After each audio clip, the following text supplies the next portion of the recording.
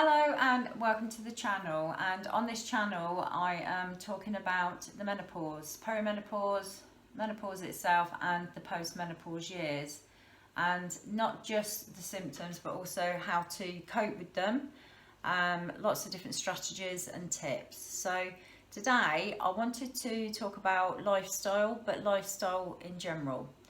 So lifestyle, it covers so many different things, doesn't it? But lifestyle, when it comes to health, we tend to be thinking about our diet and our exercise regimes and what we do to relieve stress. And it makes a huge difference. All those things make such a huge difference to how you cope with the menopause, but they quite often also dictate what menopause symptoms you get and also in what severity.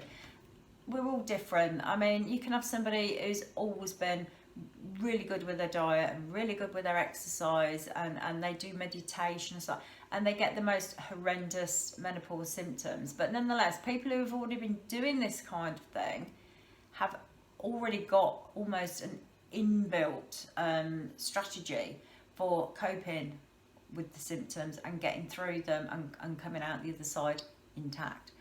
So the better you were before you hit perimenopause when it comes to your diet and your exercise and the amount of me time you have and the relaxation you have and the kind of lifestyle you lead. If you've got a more relaxed lifestyle rather than somebody who's always rushing around, and having to do this, that and the other, it does help in the first place.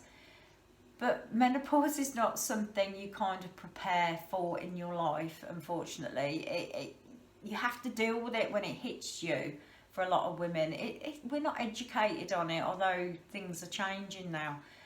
So your preparation for it is not always definitely up there in your mind, is it? I mean, if you're 22, what are you going to be thinking about when you're 42, 52? I mean, when you're young, you think you're invincible and you're going to be young forever. It doesn't mean that because I wasn't particularly healthy before and I don't run and I don't go to the gym and stuff, that you can't make a difference now. You can make a big difference now. You can make a big difference to how you're experiencing your menopause, how you get through it, how you cope with it, just by changing a few things or looking at your lifestyle, just in general terms. So if you look at your diet, obviously logically and with a little bit of knowledge about, well, these are the things we should be eating, these are the things we should be cutting down on. I'm eating too many of that and I need to adjust this, getting the balance right. So if you take a look at your diet and you change your diet to a more healthy diet, a lower carb diet, a lower calorie diet, but with all the nutrients in there, and you reduce your sugar, you watch how many glasses of wine you have, that kind of thing. If you can make a few adjustments to your diet, great, step one. And then there's your exercise regime, which exercise can actually be really quite difficult to fit into busy lives. I mean, we've all got busy lives. It doesn't matter what it is that you're doing with your particular personal life, it's going to be busy.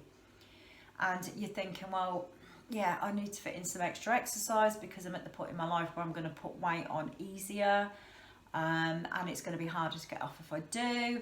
And putting weight on at this stage of my life can be a really unhealthy thing from the point of view of health issues like your heart health and so on. You're thinking, well, where can I fit it in? So you can do that in bits and pieces. You don't have to suddenly start going to the gym and pumping iron. You can just say, right, on top of my normal exercise, my normal rushing around, my normal cleaning, my normal gardening and so on, I'm going to do at least 5 times a week, 30 minutes of brisk exercise. I'll go swimming one day, I'll do a couple of brisk walks, I'm going to get that old bike out the shed and I'm going to go round the block a few times. And if you can just add at least 30 minutes of quite brisk, you don't have to go over the top because that actually can have an adverse effect. So just some brisk stuff extra on top of what you normally do. Combine that with your diet that you've looked at, and you're reducing the things that you know are not so healthy and should only be kept as a treat. And then you need to move on to your relaxation. Now, stress is one of those things where, particularly in this day and age, we're like, oh, I'm stressed, and we are stressed. I mean, the pace of life is unbelievable now, and it causes stress, and stress is unbelievably bad for you. Not just psychologically, because your head's all over the place, but physically too. It can mess with everything. Like I say, your state of mind, the way you cope with things, your relationship. It even messes with your digestion system, your ability to sleep. Stress is one of those things that we kind of just go, oh yeah, stress, life's stressful. But it is a serious issue. So you need to learn some stress busting techniques. You need to have relaxation techniques. You need to have regular time out and regular me time. And again, it's one of those that you're like, yeah, why am I going to fit that in to my day? But little and often makes the world a difference. I am actually going to do a video about some stress busting techniques and some strategies you can use. You can just slot them in, fit them in. If you can calm your mindset and get your head in the right place, then it helps you physically as well, and then it has a knock-on effect. You know, it's better for your relationships, and it's better for you personally, just your general life. So you do need to look at your lifestyle in a general effort, just a general effort to help you fight those menopause symptoms that you're experiencing. And it's little changes. I always say little changes are the important thing. If you try to go all out on this and all out on that and all out on this all at the same time, you're setting yourself up quite often for failure. So by doing a little bit at a time, and you get to that post and that post and that post, and you keep going on, you're going to get there, and you're going to make a big difference. And it doesn't necessarily have to take a long time. Like you think, oh, that'll be years before I get to that. It won't be years. It could be weeks. It could just be a few short months. But throughout that kind of journey, things are getting better. Things are improving. Things are getting easier. You're feeling better. Your mindset's better. Your health's better, and you know you're less stressed, which helps not just in general with your life, but your relationships, your friendships. You know, even relationships with your children, your partner, even your next door neighbour.